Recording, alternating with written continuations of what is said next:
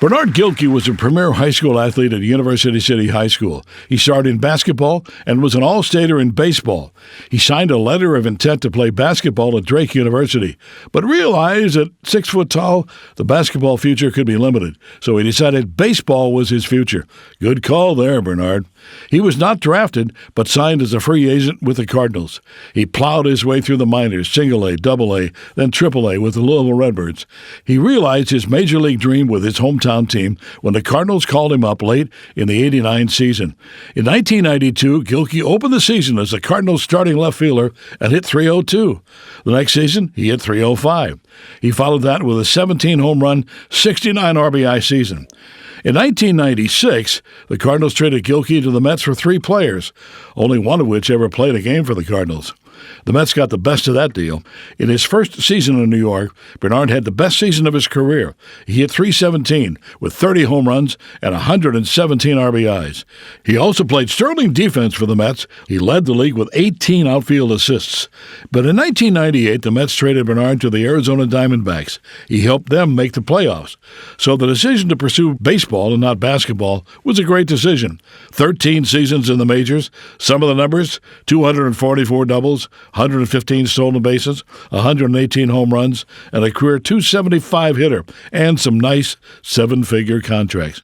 Oh, and he appeared in the movie Men in Black. He played, strangely enough, a Mets outfielder who was distracted by a spaceship over Shea Stadium and was hit in the head by a fly ball.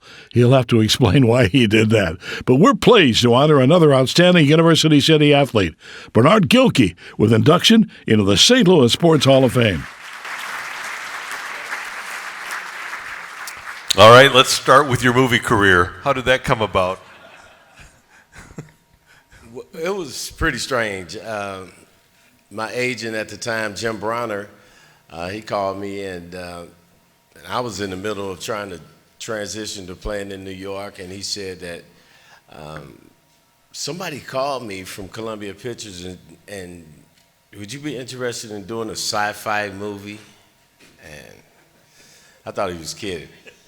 So I can see why. And I didn't pay any attention to it, and a couple of weeks later he called me back. He said, they really want to know if you're going to do it or not, and Tommy Lee Jones is going to be in it, and Will Smith. And then I said, oh, okay, are you serious? You know? And he was like, yeah, they need to know.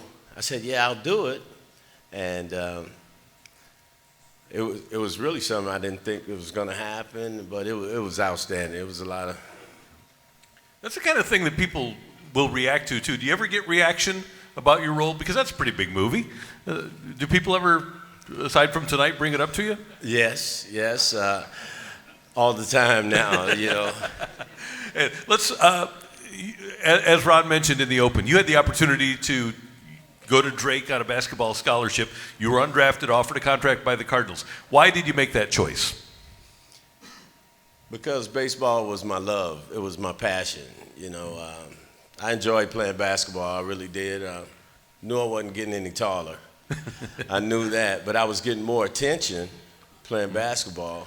How much, because it was the Cardinals and you had experienced as a high schooler them winning the World Series, and you get to see Ozzie play and you get to see Lonnie Smith, how much did that team influence you as a baseball player?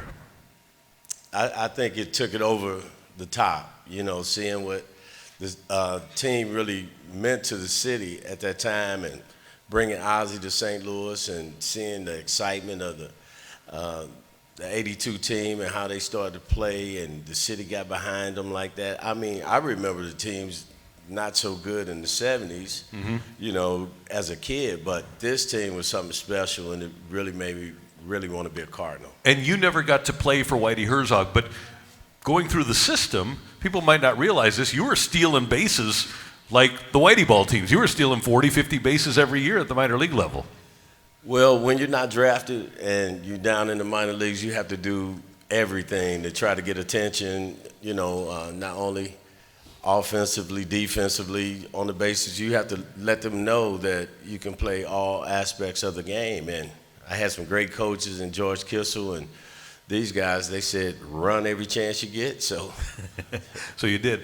Let's go back to your days at U City. Who influenced you there? Who had the biggest impact, or what people had the biggest impact on Bernard Gilkey? well, I was the youngest of three. So I had an older brother, older sister, and they all came up through U City, and we were all athletically inclined, and so I had the opportunity to watch Hassan Houston play basketball back in the day, and Kevin House, play football and baseball. I mean, it was some really good athletes that came through U City, and my sister was like 6 years older, so she had to keep me every day, so she was a cheerleader. So I was always around the best athletes in U City. So let's fast forward then. You spend about a half dozen years in the Cardinal system, and you're brought up and you're playing September of 1990, Major League Baseball, your debut in your hometown. What do you remember about that day? Seeing my name in the lineup, and because I thought I would get called up. I get to watch a few games and, just kind of ease into it. But Joe Torre put me in the lineup the first day, and it was pretty scary. I went out there, it was like 47,000. We were playing the Mets, and the house, it was packed, So I just remember being out in the outfield looking around saying, wow, I made it. I'm here. I got a shot. And I remember that day, I thought it was so cool because Ray Langford had been called up about 2 weeks earlier, and you two had come through the system, been together at different points, and I know you two had become buddies. So here's two rookie Cardinal outfielders getting the opportunity virtually at the same time to break your way into the major league level.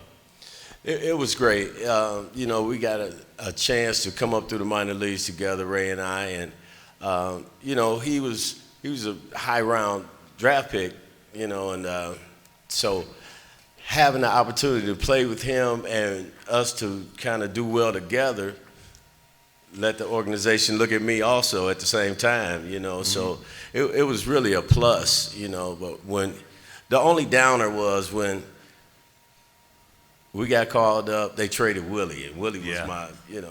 One of your heroes, right? Yeah, and he still is. So, but I never did get a chance to play with Willie, and I always wanted to. But he's still a big influence in my life right now, and so that was the only downer right there. What were the things that you learned primarily from playing for Joe Torre?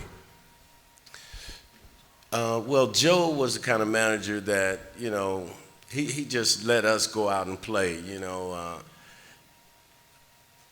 Joe was just more so let you learn from your mistakes. He wasn't too hard on the rookie guys because we had a really young team, so he believed in us and he instilled a lot of confidence in us, and he let us grow by making mistakes and giving us a little leeway and just trusting in us. And I think there's a perception, and Anheuser-Busch had kind of checked out on the franchise, there's a perception that the teams were bad. You guys were actually pretty close some of those years, especially as a young team. You were pretty close to being a playoff team, weren't you? We were very close. I think we were maybe a pitcher or two away. Our offense, we scored runs. We made young mistakes, as a young team, but at that time we were in it was the National League East, and it was a tough division. We had to play the Phillies, the Expos, the Pirates, so the divisions were different then, and it was really tough coming up. And then the new ownership takes over. Tony La Russa comes in after 95, before 96. You get traded to the Mets. We heard that.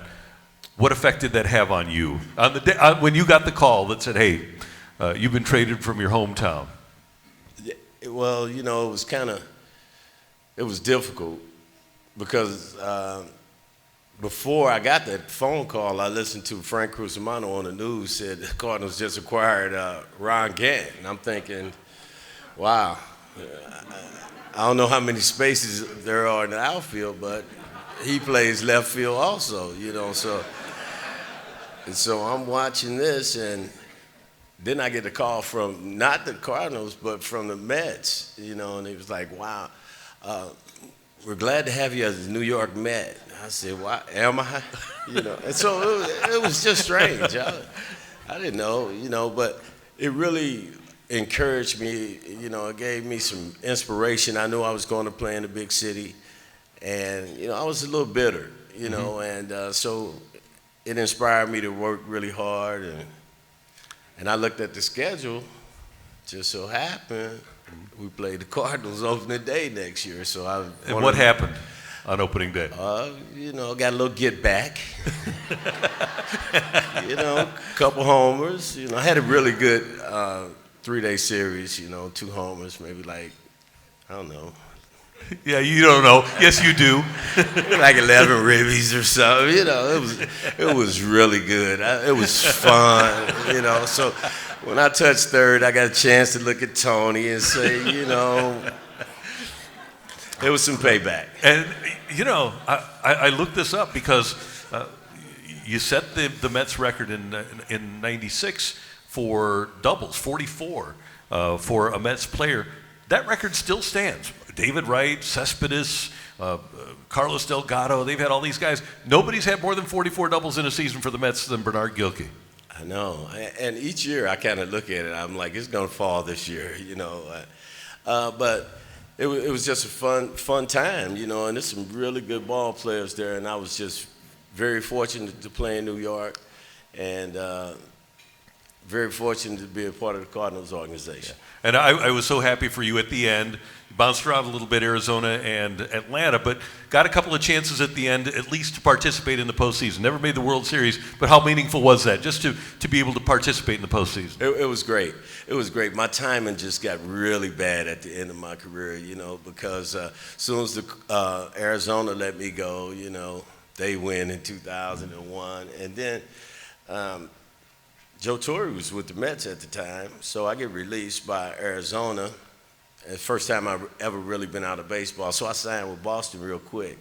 We go play New York, and Joe say, "Why did you sign so quick? I was coming to get you." And then they won it in 2000. So it was a lot of bad timing at the end of the career. Yeah. One more thing, because obviously you've stayed here, and I know that you would take a lot of pride in St. Louis. You're a St. Louis guy, but Cardinals have some more kids coming through the system. We heard earlier about Scherzer and Miller. What's it mean to you when you talk to young players that are getting to the major league level that are coming from St. Louis, and especially kids that get to play for the Cardinals from St. Louis? I really tell them, just how dynamic the fans are here and how special it is to play in front of a crowd, a St. Louis crowd, and how much they care about St. Louis baseball. It's amazing. So I try to really encourage and instill in them to take a lot of pride when they put their jersey on. I had Ted Simmons to tell me, he was my minor league director and he was my major league general manager, and he gave me number 23, and he told me to wear it with pride, So I try to tell them how special it is to go out there and play in front of these Cardinals fans. And I know you've got some people here in the audience, right? I do. I have my wife. She's my number one supporter out here, and a good friend of mine, Brian Cameron, and Marie, and all these people here, all my St. Louis supporters, I just love them, man. They've been really great to me and really good fans. Well, we love you too, and we're so happy that you're going into the St. Louis Sports Hall of Fame. Bernard Gilkey, you deserve it. Thank you. Thanks, Randy.